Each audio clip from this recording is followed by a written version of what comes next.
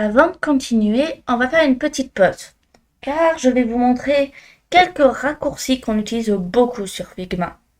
Vous verrez que certains ne vous sont pas totalement inconnus, car c'est les mêmes sur Word, Excel, etc., quelle que soit la suite Office que l'on utilise au final. Le premier, ça va être le retour en arrière. CTRL Z ou Commande Z sur Mac. Par exemple, si je fais une action, peu importe laquelle, c'est pas important, et que je veux l'annuler justement. Là, comme vous pouvez le voir, j'ai créé un cercle bleu et finalement, je veux annuler la couleur.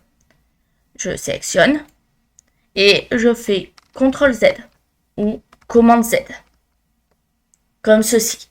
Et là, on peut voir qu'il est revenu à l'état initial, c'est-à-dire gris, parce que Figma le propose en gris à l'origine. Très bien. À l'inverse, je veux rétablir l'action que je viens de faire, donc c'est-à-dire remettre en bleu pour simplifier. Je fais CTRL Y et on peut voir qu'il est à nouveau bleu. Pas besoin de remettre la couleur en bas ici. Supposons maintenant que sans le vouloir, je diminue la taille. Donc, CTRL Z, donc je diminue la taille. CTRL Z, ça va me permettre d'annuler l'action. Comme ceci. Un autre raccourci très utile, c'est le raccourci pour dupliquer. Alors, il y a deux manières pour dupliquer sur Figma. Soit en gardant la touche Alt appuyée, comme ceci. Soit, et là, on va, comme je montre ici, je peux dupliquer autant que je souhaite. Voilà. Soit, je fais le bon vieux CTRL-C, CTRL-V, tout simplement. Copier, coller, ou Commande C, Commande V pour Mac. Et là, ça va dupliquer notre élément. Donc, je le fais. CTRL-C, CTRL-V.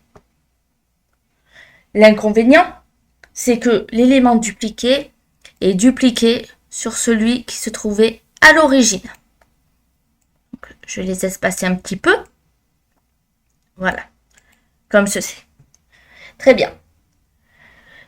On se rend compte quand même que pour dupliquer, c'est plus pratique la touche Alt parce que ça évite que les éléments restent superposés les uns sur les autres. On a également un raccourci qui permet de grouper des éléments. Le CTRL-G. Ça groupe les éléments, comme j'ai dit, mais on verra un peu plus tard l'utilité des groupes.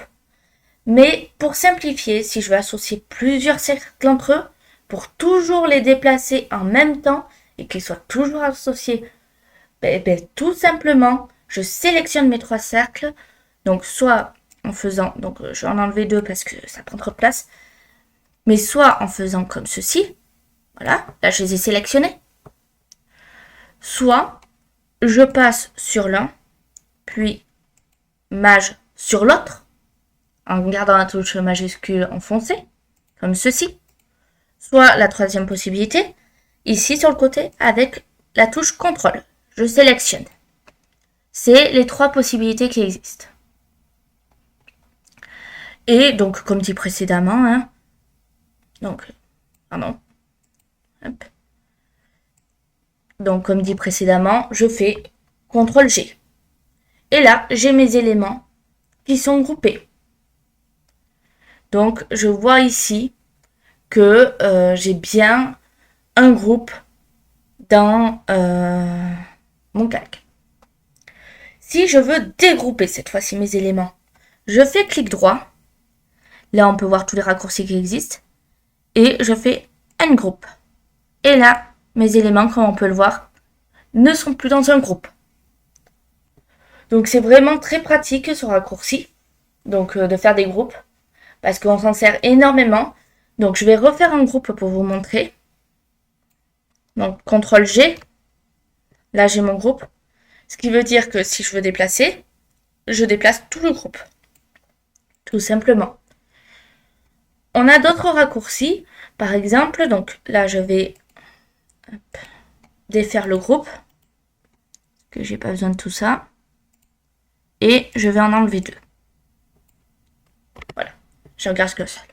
Donc, on a un autre raccourci, comme je disais, pour garder les proportions d'une forme ou d'une image qu'on aimerait agrandir. C'est-à-dire que si je veux agrandir mon cercle, automatiquement, ça va le déformer. Je l'ai montré tout à l'heure, mais là j'agrandis, on peut voir que ça le déforme. Donc pour rappel, CTRL Z, ça renvoie à ce qui était avant. Pour garder les proportions donc, de mon cercle, j'ai juste à faire majuscule, appuyer, et je tire. Et là on peut voir que les proportions restent les mêmes. Et que c'est bonne. Donc l'image et la forme ne sont pas déformées. Donc voici quelques raccourcis de base sur Figma. Pour la suite, on les verra au fur et à mesure où je vous laisse les découvrir en fonction de ce dont vous avez besoin.